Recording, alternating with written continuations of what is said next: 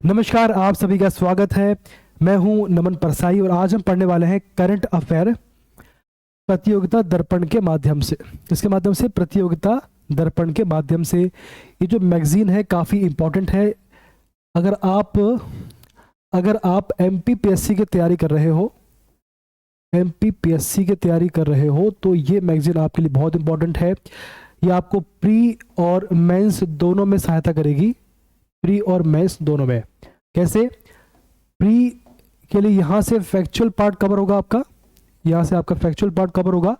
और अगर मेंस की बात करें तो यहाँ से आपको शब्द मिलेंगे, है ना। आजकल जो मेंस में वर्ड लिमिट काफ़ी कम हो गई है, शब्द सीमा काफ़ी कम कर दी है। तो यहाँ से आपको शब्द मिलेंगे और यहाँ से आपके कॉन्सेप्ट भी क्लियर होंगे, है ना, जो भी नए कॉन्सेप्ट होते हैं। और यहाँ से आपको जो डाटा मिलेगा वो ऑथेंटिक मिलेगा, यानी आपको कुछ कन्फ्यूज़न नहीं है, कहीं चेक नहीं करना है। जो यहाँ पर आपको करंट अफेयर मिलेगा वो सही मिलेगा, ऑथेंटिक मिलेगा। इसलिए आपको इस मैगजीन को पढ़ना चाहिए, हर एग्ज़ाम के लिए इम्पोर्टेंट है। एमपीपीएससी के अलावा एसएससी है, रेलवे है, एमपीएसआई है ना। और जो भी एग्ज़ाम होती है स्टेट लेवल की सभी के लिए इम्पोर्टेंट है। एसएससी है आपका, जो भी एग्ज़ाम होती है। तो आज हम क्या पढ़ने वाले हैं? आज हम पढ़ेंगे राष्ट्रीय घटनाक्रम। इसमें कुछ टॉपिक हैं, देखिए। पहला आपका 70 वर्ष पूर्व विलुप्त घोषित चीतों की भारत की धरती पर वापसी। नामीबिया से लाए गए 8 चीते भारत में बसाए गए हैं, इनके बारे में जानकारी। दूसरा है मचगांव डाक शिप बिल्डर्स द्वारा निर्मित युद्धपोत तारागिरी का जलावतरण किया गया है, उसके बारे में जानकारी। सतह से आकाश में मार करने वाली मिसाइल QRSAM का सफल परीक्षण किया गया है, कहाँ किया गया है, सारी बातें। उसके बाद राष्ट्रीय समुद्री विरासत परिसर यानी कि नेशनल मैरीटाइम HC यानी NMHC के बारे में पढ़ना है। ये क्वेश्चन आपको मेंस के लिए इंपॉर्टेंट है। और कोरोना के लिए देश में ही विकसित नेजल वैक्सीन के आपातकालीन उपयोग को औषधि महानियंत्रक की परमिशन प्राप्त हुई है। उसके बाद देखेंगे हम लोग कि popular front of India PFI को बैन किया गया, तो क्यों बैन किया इसको। और गुजरात में 36वें राष्ट्रीय खेल का शुभारंभ हुआ है, इसके बारे में संपूर्ण जानकारी। चलिए, तो पहला आपको टॉपिक है 70 वर्ष पूर्व विलुप्त घोषित चीतों की भारत की धरती पर वापसी। नामीबिया से लाए गए 8 चीते भारत में बसाए गए हैं। तो सबसे मुख्य बात तो यह है कि जो चीते हैं, है ना, तो इन्हें अगर क्वेश्चन बनता है इन्हें कहाँ से लाया गया है, तो इन्हें लाया गया है नामीबिया से। ठीक, ये कहाँ आता है? ये आपका आता अफ्रीका में। अफ्रीका जो आपका महाद्वीप है वहां से इसको लाया गया है। ठीक, अब कितने चीते लाए गए हैं? तो 8 लाए गए हैं। 8 लाए गए हैं। और भविष्य में लाने की संभावना है क्या? यस, भविष्य में 12 और लाने की संभावना है दक्षिण अफ्रीका से और लाने की संभावना है। ठीक, दक्षिण अफ्रीका से 12 और, अभी 8 लेके आए हैं नामीबिया से, भविष्य में और दक्षिण अफ्रीका से 12 लाने की संभावना है। अब जो चीते लाए गए हैं नामीबिया से, अफ्रीका से, कहाँ लाए गए हैं? ये एमपी में कानपुर बोल रहा हूँ, सॉरी, कूनो नेशनल राष्ट्रीय उद्यान, नेशनल पार्क, कूनो पालपुर जो है, कूनो पालपुर नेशनल पार्क, इसमें देखें आप कूनो राष्ट्रीय उद्यान, ठीक है ना। तो कूनो राष्ट्रीय उद्यान नेशनल पार्क में लाया गया है। ये कहाँ पड़ता है? ये पड़ता है एमपी के श्योपुर में, ये पड़ता है। ठीक, तो कहाँ से लेकर आए हैं, कितने लेकर आए हैं और कहाँ पर लेकर आए हैं और भविष्य में कितने लेके आने वाले, सारे क्वेश्चन पढ़ लिए हमने। और इसको सबसे पहले एमपी में कहाँ लाया गया? तो सबसे पहले एमपी में से ग्वालियर में लाया गया था। ठीक है, इसे ग्वालियर में सबसे पहले लेकर आया गया था, बाद में इसे हेलीकॉप्टर से श्योपुर में ले जाया गया। और इसे कब लेके आया गया, कब इसका मतलब कब इन्हें पार्क में छोड़ा गया? तो 17 सितंबर 2022 को इसको छोड़ा गया था पार्क में। 17 सितंबर ही क्यों? क्योंकि इस दिन मोदी जी का बर्थडे होता है। तो इस बार मोदी जी का 72वां बर्थडे था, 72वां इनका बर्थडे था। तो इसी दिन उनको जो चीते को छोड़ा गया था नेशनल पार्क में। ये बात क्लियर है। अब इसके अलावा कुछ टॉपिक बचता है क्या? अब देखिए, एक क्वेश्चन बन जाता है कि 70 वर्ष पूर्व, है ना, ये आपने पढ़ लिया है, इसको हटाते हैं हम लोग। तो ऐसा कह रहे हैं कि 70 वर्ष पूर्व से ये जो चीते की जाति है विलुप्त प्राय थी भारत में। तो अभी क्या है 2022, है ना, 70 वर्ष यानी कि 1952। तो भैया ऐसा है कि 1952 में ऑफिशियल रूप से 1952 में ऑफिशियल रूप से चीतों को विलुप्त प्रजाति घोषित किया गया था। लिखा देखिए, लिखा होगा 1952 में औपचारिक रूप से भारत से चीतों को विलुप्त घोषित कर दिया गया था। वैसे ऐसा कहते हैं कि 70 वर्ष के अंतराल के पश्चात भारत की धरती पर चीतों की वापसी हुई है। 1947 में भारत में केवल 3 चीते ही बचे हुए थे जिनका शिकार उस वर्ष कर लिया गया था। 1947 में एक शिकार हुआ था, किसी राजा ने किया था। तो ऐसा कहा गया था ये जो चीतों का शिकार हुआ है ये अंतिम 3 चीते भारत में थे जिनका शिकार हो चुका है, और 1952 में ऑफिशियली रूप से इनको विलुप्त घोषित कर दिया गया। और ये जो कॉन्सेप्ट, ये जो चीते लाए गए हैं, एक प्रोजेक्ट है, इसका नाम है प्रोजेक्ट चीता। एक प्रोजेक्ट है, इसका नाम है प्रोजेक्ट चीता। इसी योजना के तहत इन्हें लाया गया है, चीता इन्हें योजना के तहत लाया गया है। और ऐसा कह रहे हैं कि ये विश्व की पहली बड़े मांसाहारी जीव की अंतर महाद्वीपीय स्थानांतरण परियोजना है। ठीक है, ये पहली है ऐसी, इससे पहले ऐसा कभी नहीं हुआ है। ठीक है, बस यही आपके काम का इसमें, इसके अलावा कुछ भी इसमें इंपॉर्टेंट नहीं है। आगे बढ़ते हैं। अगला आपको टॉपिक बन जाता है मझगांव डाक शिप बिल्डर्स द्वारा निर्मित युद्धपोत तारागिरी का जलावतरण हुआ है। तो सबसे पहले बात हो रही है तारागिरी के बारे में, तारागिरी के बारे में बात हो रही है। तो क्या है ये आपका युद्धपोत है, क्या है युद्धपोत है। ठीक है। अब ये जो तारागिरी है इसका निर्माण कब हुआ, इसका निर्माण कहाँ हुआ है और किस परियोजना के तहत हुआ है, इसको समझते हैं। तो इसका जो निर्माण हुआ है वो MDL में हुआ है, यानी मुंबई स्थित मझगांव डाक शिप बिल्डर्स ने इसका निर्माण किया है, MDL। ठीक है ना, मझगांव डाक शिप बिल्डर्स लिमिटेड यानी MDL द्वारा निर्मित है ये। और ये स्टेल्थ युद्धपोत है। किस प्रकार का स्टेल्थ है ये? स्टेल्थ यानी ये स्टेल्थ युद्धपोत है, ऐसा युद्धपोत जो किसी भी रडार की नजर में ना आए। देखो क्या लिखा इसमें लिखा है स्टेल्थ युद्धपोत तारागिरी का जलावतरण किया गया। स्टेल्थ यानी रडार की नजर से बचने में सक्षम जो युद्धपोत होता है उसको बोलते हैं स्टेल्थ युद्धपोत। और इसका जलावतरण किया गया, यानी इसका मतलब होता है, जो शब्द यूज किया गया जलावतरण, इसका मतलब होता है इसे लॉन्च किया गया है। ठीक है, इससे लॉन्च किया गया है, इसका जलावतरण इसको लॉन्च किया गया है। कब किया गया? 2022 में किया गया है। ठीक है, इसका निर्माण कहाँ? मुंबई में हुआ है, MDL में। स्टेल्थ युद्धपोत है ये, रडार की नज़र में नहीं आएगा। और इसको जलावतरण, इसको लॉन्च किया है 22 में। अब इसका जो है इसका परीक्षण होगा, हर प्रकार से परीक्षण किया जाएगा कि भैया ये नौसेना में जाने के काबिल है कि नहीं। और इसके बाद 2025 में इसे नौसेना को सप्लाई किया जाएगा, उनको सौंप दिया जाएगा। ये बात क्लियर है आपको? इस प्रकार से काम होता है। सबसे पहले इसको लॉन्च करते हैं, जलावतरण करते हैं, इसके बाद इसका परीक्षण होता है, इसके बाद ही इसे नौसेना को इसकी आपूर्ति सप्लाई किया जाता है। चलिए, ये बात आपको समझ में आ रही है। इसके बाद आगे है कि ये जो परियोजना, हाँ, नौसेना कि किस परियोजना के तहत इसे बनाया गया है। तो भैया एक परियोजना, इसका नाम है 17A परियोजना है, इसके तहत इसका निर्माण किया गया है। और ये किस श्रेणी में बनाया गया है? तो ये नीलगिरी श्रेणी के अंतर्गत बनाया गया है, नीलगिरी श्रेणी के अंतर्गत इसे बनाया गया है। ठीक, नीलगिरी श्रेणी में इसको बनाया गया है।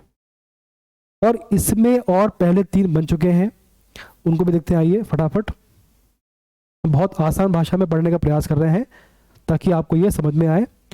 तो इसके तहत 2 पहले बन चुके हैं, तीसरा तारागिरी है। तो सबसे पहला जो बना था वो था आपका नीलगिरी, सबसे पहला बना नीलगिरी, है ना। तो उसमें लिखा भी है इसमें इस 17A परियोजना के तहत पहले युद्धपोत नीलगिरी का जलावतरण 28 सितंबर 2019 को किया गया था। इसके समुद्री परीक्षण 2024 के पूर्वार्ध, ठीक है, 19 में इसे लॉन्च किया गया, 24 में इसका परीक्षण कंप्लीट होने के बाद इसको नौसेना को सौंप दिया जाएगा। और इस श्रेणी के दूसरे युद्धपोत का नाम है उदयगिरी। तो पहला आपका था नीलगिरी, दूसरा आपका उदयगिरी है, उदयगिरी इसका नाम है, ठीक है। और उदयगिरी का जलावतरण 22 को किया गया था, इसके समुद्री परीक्षण के पश्चात 2024 को। अब देखिए इन दोनों का परीक्षण 2024 में पूर्ण होगा, यानी इन दोनों का जो परीक्षण है 24 में पूर्ण होगा और नौसेना को सौंप दिया जाएगा। और जो तारागिरी यानी तीसरा जो युद्धपोत है, ये भाई साहब इनका होगा 25 में, इनका जो पूरा परीक्षण, इनका जो परीक्षण है पूरा होगा तो 25 में इनको सौंप दिया जाएगा। ये बात क्लियर है।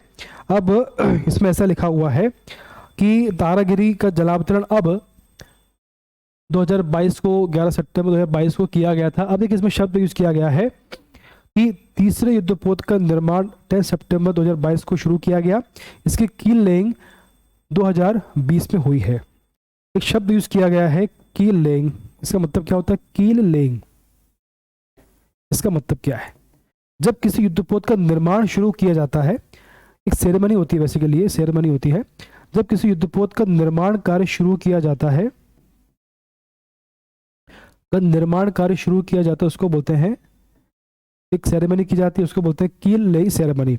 इससे ऑफिशियल कंस्ट्रक्शन की शुरुआत की जाती है, उसका जो युद्धपोत की कंस्ट्रक्शन की शुरुआत की जाती है ऑफिशियल रूप में। ठीक, चलिए अब इसमें ये क्लियर हो गया आपको। चलिए अब देखिए इसमें कॉन्सेप्ट और है कि स्टेल्थ युद्धपोत तारागिरी का यह नामकरण भारतीय नौसेना में 1980 और 2013 के दौरान शामिल रहे INS तारागिरी के नाम पर किया गया है। ये बात क्लियर है। और 16 मई 80 को नौसेना में शामिल किए गए पहले INS तारागिरी को 33 वर्ष की सेवा के पश्चात 2013 को नौसेना से सम्मान हटा दिया गया था। तो इसका नामकरण किस आधार पर किया गया हमने पढ़ लिया है। अब अगला क्वेश्चन बनता है, अगला आपका टॉपिक है, इसको साफ करने पहले फिर अगले टॉपिक को पढ़ते हैं। अगला आपको टॉपिक है मिसाइल है, QRSAM करके मिसाइल है। सतह से आकाश में मार करने वाली मिसाइल QRSAM का सफल परीक्षण किया गया है। किसका एक मिसाइल है आपकी, इसका नाम है QRSAM। तो इसका परीक्षण किया गया, कहाँ किया गया? हमेशा जहां पर होता है, उड़ीसा में एक स्थान है, उड़ीसा के चांदीपुर में इसका परीक्षण किया गया है। ठीक, कहाँ किया गया? ITR में किया गया था। एकीकृत, कहाँ किया है? एकीकृत परीक्षण रेंज ITR में इसका परीक्षण किया गया है। ठीक, अब जितनी भी मिसाइल होती है सभी का परीक्षण ओडिशा के चांदीपुर तट से ही किया जाता है। अब इसका जो परीक्षण है DRDO ने सेना के साथ मिलकर किया है। ये बात, परीक्षण सेना के साथ मिलकर किया है। और इसका निर्माण किसने किया है? इसका जो निर्माण है वो किया है DRDO ने किया है। ठीक है, इसका निर्माण DRDO ने किया है। ये हर मौसम में काम करेगा। इसमें खासियत देखिए क्या है, इसकी जो खासियत यह है कि ये हर मौसम में काम करेगा, हर मौसम के लिए ये काम करने में सक्षम है। और ये अपने लक्ष्य को निशाना बनाकर, लक्ष्य को निशाना बनाएगी ये, उसके बाद अटैक करेगी। और एक साथ कई निशाने बना सकती है, कई निशाने ये एक साथ बना सकती है, उसके आधार पर ये काम करती है। देखिए इसमें लिखा हुआ है कि DRDO द्वारा विकसित QRSAM मिसाइल हर मौसम में काम करने वाली मिसाइल है। यह तथा लक्ष्य को पहचानने और इस पर निशाना लगाने में सक्षम इस मिसाइल की एक साथ कई लक्ष्यों पर मार करने की क्षमता है।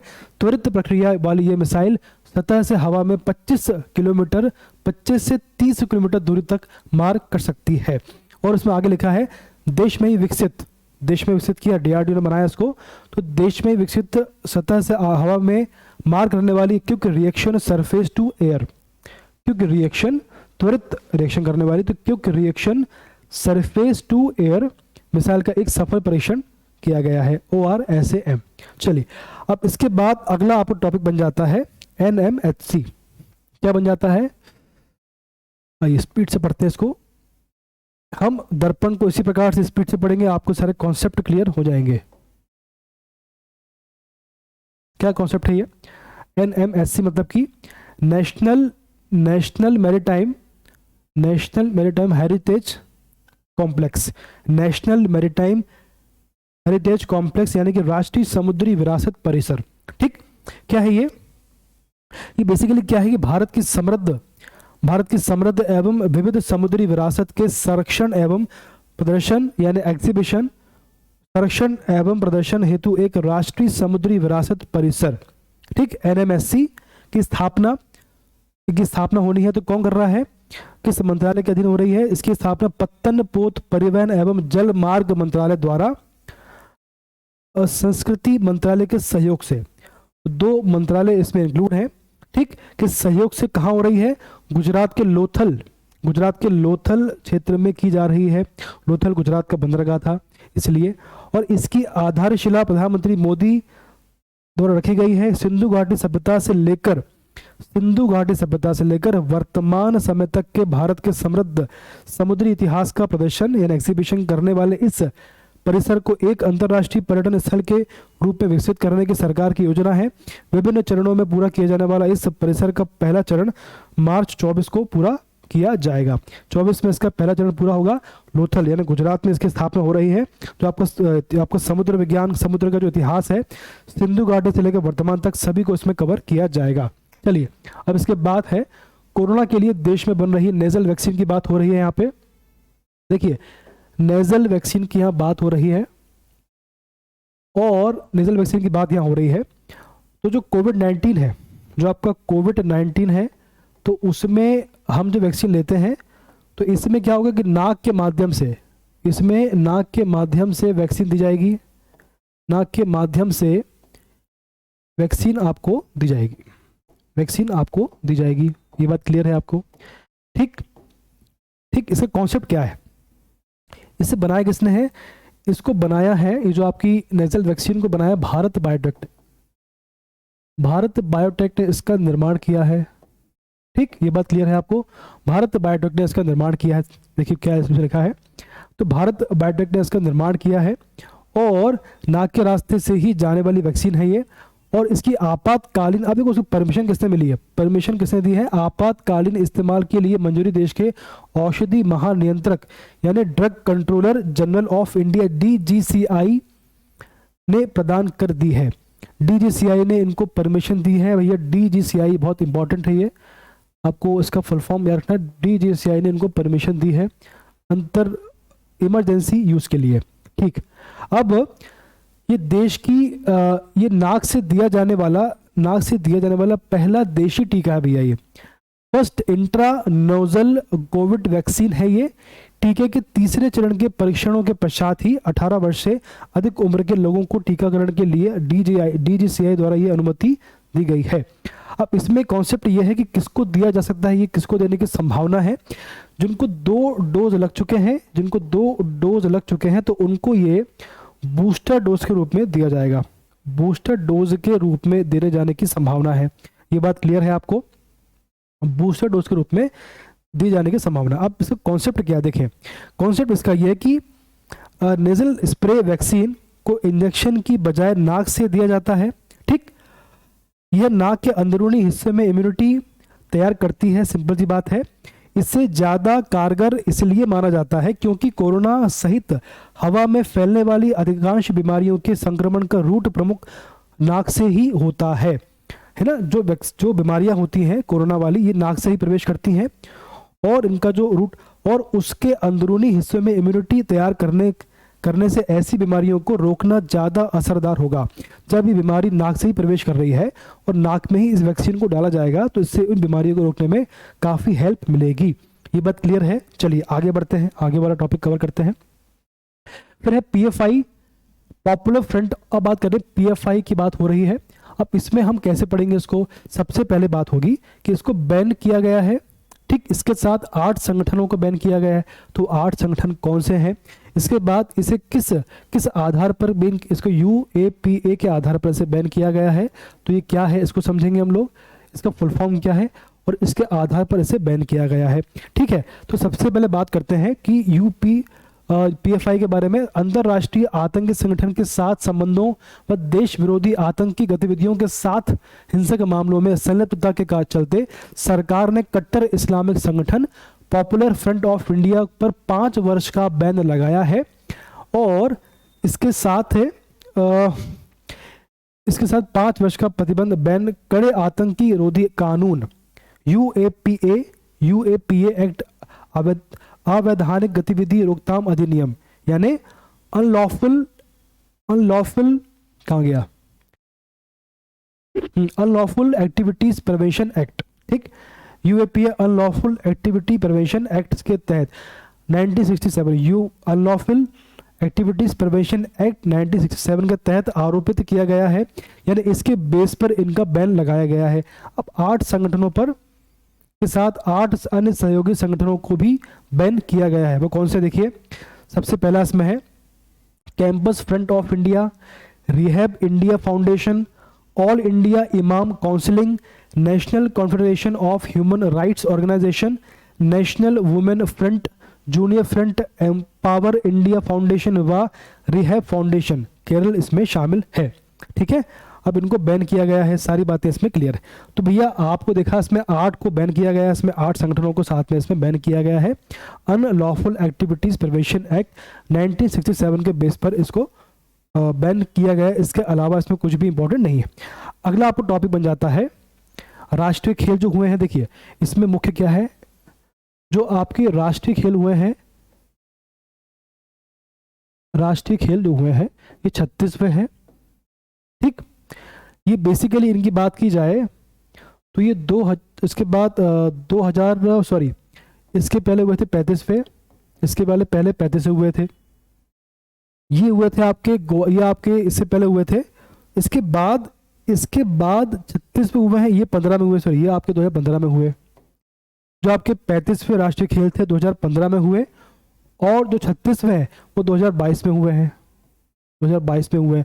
इनके बीच में लगभग 7 वर्ष का गैप आ गया है, 7 वर्ष के बाद हो रहे हैं। ऐसा क्यों हो रहा है भैया, क्योंकि जो 16वां राष्ट्रीय खेल है ये पहले आपके गोवा में होने थे, ये पहले गोवा में होने थे, लेकिन किसी कारणवश गोवा ने मना कर दिया कि हम कराने में सक्षम नहीं हैं।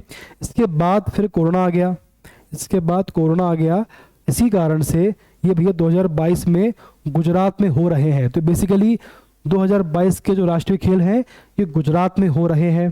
ठीक है, गुजरात में हो रहे हैं, ये बात क्लियर है आपको। और इसमें 36 खेलों का आयोजन किया गया है, 36वें राष्ट्रीय खेल में 36 खेलों का आयोजन किया गया है। गुजरात के 6 शहरों में यह आयोजन किया जा रहा है। वो 6 शहर हैं अहमदाबाद, गांधीनगर, सूरत, बड़ोदरा, राजकोट व भावनगर में ये खेल खेले जाने हैं। 7 वर्षों के अंतराल के पश्चात देश में राष्ट्रीय खेलों का आयोजन किया जा रहा है। गुजरात में पहली बार हो रहा है ये, गुजरात को पहली बार ही राष्ट्रीय खेलों की मेजबानी प्राप्त हुई है। अब इसका जो आयोजन कहाँ किया, देखें इसका जो आयोजन कहाँ किया गया है, इसका जो शुभारंभ किया गया है वो आपका अहमदाबाद में किया है, अहमदाबाद में इसका शुभारंभ किया गया है। ठीक, नरेंद्र मोदी स्टेडियम में इसका शुभारंभ किया गया है। ठीक, अब इसमें कौन कौन शामिल था देखिए जरा, इसमें इसका जो औपचारिक शुभारंभ मोदी ने अहमदाबाद के नरेंद्र मोदी स्टेडियम में किया है। 1 लाख से अधिक दर्शकों की उपस्थिति में संपन्न रंगारंग उद्घाटन समारोह में केंद्रीय खेल मंत्री श्री अनुराग ठाकुर और गुजरात के राज्यपाल आचार्य देवव्रत और मुख्यमंत्री श्री भूपेंद्र पटेल भी उपस्थित थे। 4 लोग शामिल थे, पीएम, केंद्रीय मंत्री, राज्यपाल और मुख्यमंत्री शामिल थे। अब कौन कौन थे आपको नाम याद रखना है। अब राष्ट्रीय खेलों में 36 खेलों की स्पर्धाएं 36वें राष्ट्रीय खेलों में शामिल की गई हैं। 10 अक्टूबर इसकी शुरुआत कब हुई है, 29 सितंबर 2022 को इसकी शुरुआत हुई है और 10 अक्टूबर को ये खेल खेले जाने हैं। ठीक है, चलिए 7000 खिलाड़ी इसमें शामिल हुए हैं। और इसका जो शुभंकर है वो क्या है, देखिए इसका शुभंकर है सैनिक, शुभंकर का नाम क्या है, सावज इसका शुभंकर है। इसका मतलब होता है एशियाई एशियाई शेर इसे कहा जाता है। ठीक, तो इसका शुभंकर है सावज यानी एशियाई शेर। ठीक है, एशियाई शेर इसका मतलब होता है। और जबकि खेलों का गीत जो है, इसका जो गीत कहा गया है, इसका जो जबकि खेलों का गीत है जुड़ेगा इंडिया जुड़ेगा इंडिया। ठीक है, ये बात क्लियर है। तो इस प्रकार से आज हमने काफ़ी इंपॉर्टेंट टॉपिक्स पढ़े हैं करंट अफेयर के दर्पण के माध्यम से। इसी प्रकार से हम दर्पण को पढ़ते रहेंगे। इसके बाद अंतर्राष्ट्रीय घटनाक्रम पढ़ेंगे और इकोनॉमी पार्ट वाले पार्ट को भी हम कवर करेंगे। तो आज के लिए इतना ही है। इसी प्रकार से हम पढ़ते रहेंगे। अगला जो वीडियो जल्दी आने वाला है, तब तक आप सभी स्वस्थ रहें, खुश रहें। धन्यवाद। ये अच्छा वीडियो है।